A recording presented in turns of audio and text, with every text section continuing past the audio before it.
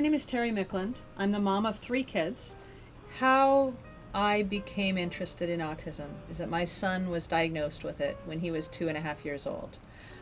His teachers started expressing to me that they were concerned that he wasn't noticing them, that they would call his name and he wouldn't look, or they would be speaking to him and he would act like he wasn't hearing them.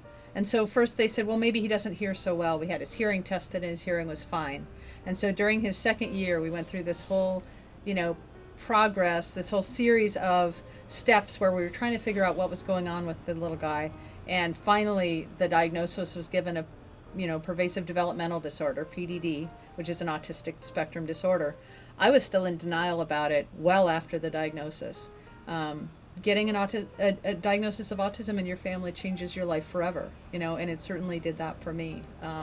But as soon as I was done with denial, I was up on the internet reading and reading and reading and reading, and that's really a lifelong pursuit that's lasted ever since for me. The first things we tried with our son, after I'd been reading on the internet and getting involved and trying to figure out what to do to help my son, was we tried dietary changes. Now, dietary changes can be huge for some kids. For my son, they weren't. We took casein and gluten out of his diet. And to this day, that's still the first thing that I recommend to any other parent that's looking into this, that's trying to figure out how to help their child. For my son, maybe we didn't do it well enough or long enough. I don't know. But at any rate, it wasn't enough to see a change, to see an improvement. The second thing we tried was vitamins. And vitamins, we saw an improvement within 24 hours. It was stunning. My son was this little guy. He was kind of dull affect, sitting on the couch, not moving much. And within 24 hours of starting B vitamins and magnesium and the high, doses, he was up and at 'em. He was moving around. We were getting a little bit of eye contact. He was a different kid. So for me, that was a life-changing event. I mean, I still literally remember writing a note to my husband, please try these vitamins. They're a new thing we just got. And I was going to be gone for a day and back. And by the time I came back, he's like, wait till you see. It's a big change. And so again, when I'm talking to moms that have just gotten a diagnosis, I always want to say there's hope. We saw a big change and it'll change your life. And that's, to this day, vitamins are one of the most useful things we've tried in the whole, 17 years since my son's diagnosis. So sometimes people ask me, how do I tell if a supplement is helping my child? And it's one of those, it's not a science quite, and it's not an art. It's a combination of the two. What I say is look at the daily small things. We moms know, how they're sleeping, how they're eating, whether they're making eye contact with us when we say their names, the little things. And so what I really recommend and what I have done over the years is to take notes and to be really observant day to day with the little stuff. It's not necessarily big changes all the time, but what I've seen is that what I do is I'll have a record, a notebook. I'll start supplements at a certain time, at a certain dose, with a plan to increase them slowly, because I think that's what causes success most of the time, where you don't have problems from too much too quick. And then I'll watch little stuff, sleeping, eating, pooping, and, how does he look at me when he wakes up in the morning? The little stuff like that moms know better than anybody else is the best way, I think, to know whether supplements are helping or not. So as the mom of a child with autism, there's a certain way that I look at raising a kid like that. And I just wanted to talk about that a little bit with you. The way I see it, we moms are besieged with a lot of different possibilities for helping our kids. Some of them are physical, some of them are behavioral, some of them are educational. And it really seems to me that these 3 areas, biomedical, physiological stuff, behavioral stuff, maybe an ABA program, things like that, where you're doing therapy with a child, and school, educational, actual teaching them things, are the 3 sort of legs to the stool that help a child move forward in their development.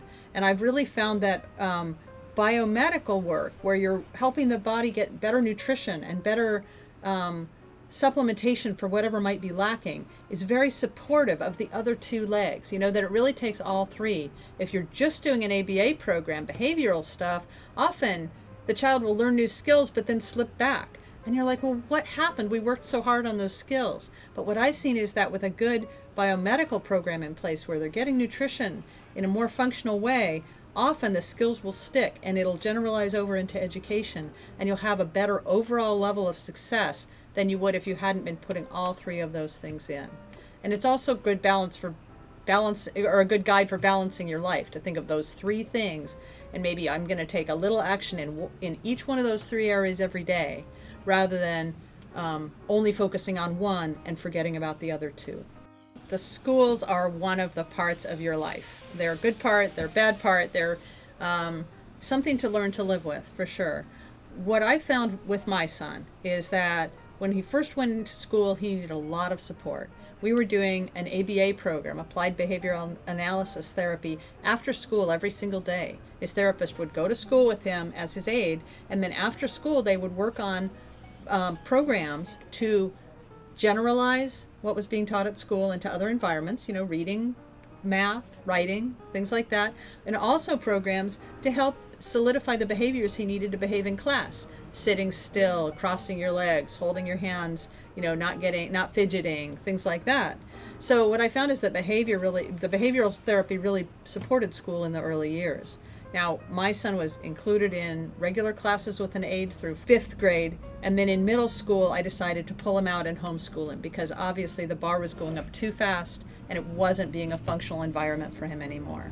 What I think about school with kids with autism is that each year is really a process of considering what's in this individual child's best interest, what environment is actually a functional place for him to be, and not assuming it's going to be the same as last year, or assuming that, say, a regular ed classroom is better than a special ed classroom. When he went back to school in public high school, he went into special ed initially because he'd been out of school for so long and it was such a different environment in high school, but he went into it without an aide. And what I say is that that's a huge step up. If you can go into any classroom without somebody sitting over your shoulder all day, that's progress. So I guess I think that all different settings can be great, and that you really need to assess each year what's going to serve your individual child's needs. We worked with several different doctors in several different states, and really what I learned was that if I had my act in gear, if I knew what we were seeing, what we thought was helping, what we didn't think was helping, and brought that into the doctor with my ideas, and really structured the conversation and didn't expect the doctor to give it all to me, we got a lot more out of that doctor relationship. And so what I'd really recommend to you, if you're thinking about working with a doctor, is find somebody who knows what they're seeing, so who's done a lot of autism work, and then really be an active voice, be somebody that does their homework, and somebody that comes in with ideas and a plan, but also flexibility to have the doctor have their contributions. And I think that it can be a wonderful relationship if you can find somebody that's your style, who's willing to work with you on that level. We saw tremendous improvements over the years that we worked with autism specialists with my son. We did 7 years of heavy metals removal and saw progressive improvements the whole time. It was a hard progression. It's slow work. It's not always directly forward progress, but I will say to you that the persistence and the long-term commitment was absolutely worth it in the case of my son's life. My son is 19. He was diagnosed at 2 years and 8 months, so it's been a long road. My son's diagnosis was mild to moderate autism, and we have been intensely involved in biomedical treatment during most of that time, between age 3 and age 19. He still takes supplements every day. In the early years, he was included in regular ed classes, but he always had aides. Then I homeschooled. Then he went back to public high school without an aide. And at this point, my son's living on his own. He finished with high school at age 18. After 4 years, he was really done taking classes, but he did not graduate with a diploma. And he probably will get a GED or something like that in the future. But we're not too worried about that at this point. He is still going to classes to work on his academic skills. He's actually attending classes at Monterey Peninsula College, which is a community college.